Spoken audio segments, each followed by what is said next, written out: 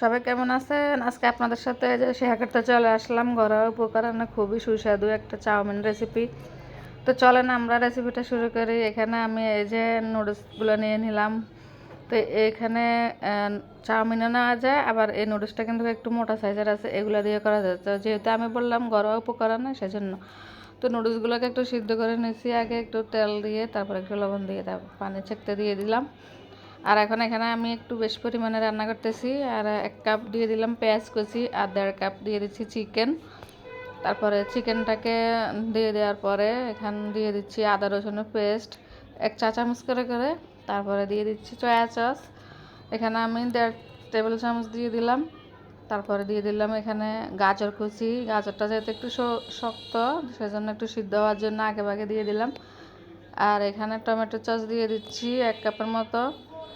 তো আমি চাউমিনটা একটু বেশি করে রান্না করতেছি, মেহমান আছে যেহেতু বাসায়, আর আপনাদের সাথেও শেয়ার করতেছি একসাথে।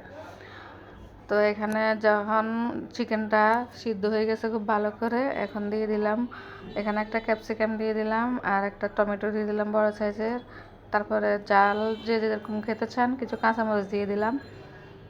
আর প্রয়োজন করা মটরশুঁটি ছিল, তো হাতের কাছে যে সবজি থাকে আপনারা ওই সবজিগুলো দিতে পারবেন। তো আমার কাছে এগুলো ছিল, আমি এগুলো দিয়ে দিলাম।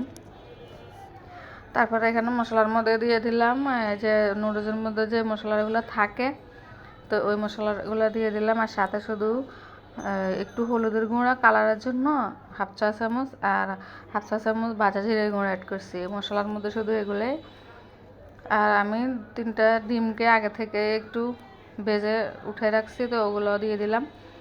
তারপর দিয়ে একটু নেড়ে ছেড়ে মিক্স করে এখন নুডলসগুলো দিচ্ছি। আর এখন মিক্স করার পালা, খুব ভালো করে এখন মিক্স করে নেব এপার ওপার করে খুব সুন্দর করে।